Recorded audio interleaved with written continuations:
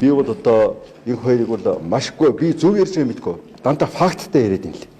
Яг энэ факт тэр одоо амар өсөнд гэдэг хүний хүнтэй адилхан нэртэй залуугийн гар утасны одоо юу байгаа надад тий байгаа гэсэн шүү дээ. Тийм учраас би энийг одоо ингээд цагдаагийн байгууллагад гэрчийн мэдүүлэг өгнө гэсэн. Хоёрдугаар тул тэр байгаль орчны үнэлгээтэй холбоотой материалыг бол устгацсан байгаа. Харин аз уулж надад тэр одоо их хоронч хүн үлдээсэн. Би тэрийг одоо цагдаад өгнө. Дандаа нэг факт яриад юм лээ.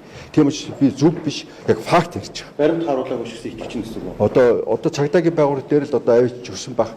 Хэрэг тэр цагдаагийн байгууллага дээр тэрэн судлагдаад баримт биш вэ гэж үзүүлдэг энэ хоёр гişиг худлаа ярьсан бол таарна мэдээж хэрэгтэй. А яг одоо тэр өөрийнх нь өгсөн тэр одоо баримтууд нь бол үнэхээр нотлох баримт юм байна гэж үзсэн. Яг бол нотлох баримтыг бас үнэлдэг лээ. Тэр үнэлэх нь одоо хууль зүйн дагуу тэр нотлох баримтыг олсон уу юу те. За хоёрдугаар тул энэ нотлох баримтыг тооцох баримт мөн үү биш үү? Хуурамчаар бас ингэж зохиосон баримт мөн үү биш үү те. Гэх зэрэгээр бол нотлох баримтыг одоо үнэлэх мөн үү биш үү гэдгийг тогтоох тийм ажил явагдах баг. Тэгээд тэр энэ хоёр гишүүн одоо хуульч хүн байна, хууль зүйн сайд байсан хүн байна. Тэр одоо нотлох баримтыг яриад байгаа учраас би бол одоо тэрийг шалгах хэрэгтэй л гэж бодож байгаа. Тийм учраас бол одоо энэ лавл одоо миний хөлцөд байгаа тэр 10 тэрбум орчим долларын алдаа болцсон алдагталтай байж магадгүй юм одоо гэрээг бол засах ёстой гэдгээр би хатуу итгэлтэй байна. А бус асуудлыг бол одоо манай энэ хоёр гишүү ярьж байгаа асуудлаа за бусад хүмүүс бол одоо ярьж байгаа асуудлаа сайхан одоо хаана байдгийн байгаа шалгуулад тий та бүхэнд бас нэг өгөн гэж яриад та бүхэн ч гэсэн тэр баримтаа гаргах гэж хэлэх хэрэгтэй шүү дээ тий. Тэгэхээр та нарт бол тэр баримтаа гаргаж өхөн зөв болов гэж бодож байна. Яг л энэ иймэрхүү одоо нөгөө маш их өндөр дээд байгууллагын хэмжээнд дуур болохоо болоод байгаа учраас та нар л одоо энэ хамгаалагч нь л шүү дээ. Энэ ард түмэн хамгаалагч нар байхгүй ард түмэнд хүргэх одоо хүмүүс чинь та нар байхгүй. Тийм учраас ард түмэн хамгаалж ижил энэ шудраг бус явдал арилна. Ард түмэн мэдчихэж арилна. Ард түмэн дэмжиж арилна. Ард түмэн ингээд харанхуу ягаад гэвэл тэр гэрийг нууцлсан шүү дээ бас тий танаас санаж байгаа. Гэрээ чинь харахад байгаа шүү дээ тэр гэрээгээр. Тэгэхээр нууцлсан шүү дээ тий. Нууцлсан гэрээг ард түмэн мэдэхгүй шүү дээ. Би харин энийг чинь ингээд шөөлүүлээж задлж байгаа байхгүй юу.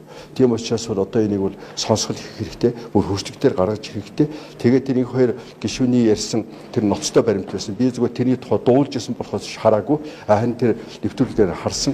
Тэр ямар баримт байсан бэ гэхээр бол тухайн үед одоо тэр Гамбат гэж хүн, Бэтэр ажилласан Гамбат гэж хүн хэрэг газрын даргаас Америк даргын одоо нэртэйгээр бичиг явуулаад тэр бичгэн дээр хятадын тал тэр биржийн үнээс 5% одоо тий үнээр бууруулахад бол бид нар тэгье. Жишээл одоо $100 байх юм бол 5-аар бууруулаад бид нар бол $95 авъя гэж зөвшөөрсөн шүү гэж бичсэн байлээ шүү дээ тий.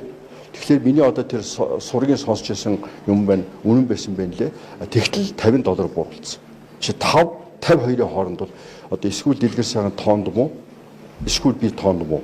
Тэгэхээр одоо ард түмдэг хамт одоо бүгдээ тоо бодъё те. Хятад 5%-аар хөнгөлүүлж болно гэж зөвшөөрсөн байтал хятад зөвшөөрөхгүй байна гэд 50%-аар ингэж яасан. Өөрөө гэмтрийн бүрэлдэхүүн шинжтэй маш их одоо сэжиг хардал төрүүлсэн ийм одоо болчимг алхам гэж байна.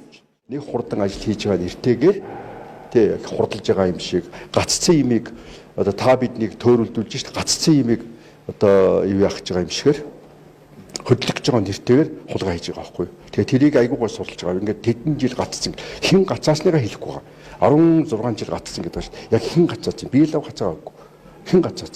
Тэгвэл тэрийг хэлэхгүй нэг л юм эзэнгүү нэг гаццсан имийг л одоо ингээд хөдлөж байгаа юм шиг. Тэгээд тэр Баярбаатар санаатаагаар төмөр замын холболтыг эсэргүүцэж байгаа юм шиг худлаа амушгаад тий монголчууд тэртээ дөрвөн мөнгө төлж байгаа. Хятадын компани тэрийг барьж байгаа.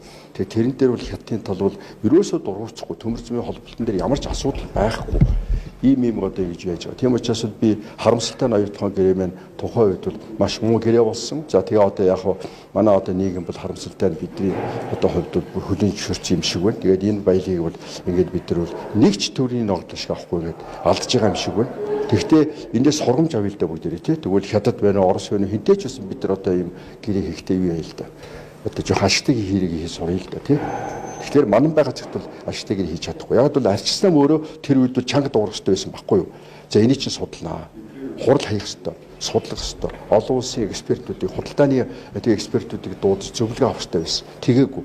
Тийм учраас бол бид нар одоо харамсалтай маш муу гэрээ хийсэн. За тэгээд одоо Туван гэдэг одоо нөхөр одоо энэ өөрийн гэр их хэмжин өөрийгөө хамгаалаад тэгээ сууж байгаа. Тэгэхээр би бол одоо яа гэж зөвлөд байна. Тэр Баярмаа гишүүний санаачлаад байгаа тэр гишүүд зурх байлгүй ардын нам арчлам альч нам байсан тий. Тэд зураад тэгээд гар үсгээ зураад тэгээд сонсгол хийх бах. Хэрэг намааг өрөх юм бол би хамгийн түрүүн хурж чинь тэгээд энэ одоо гэрчийн талаас дуудвал би хурж ирээд өөрийнхөө санаа бодлыг бол нийлээг ярина.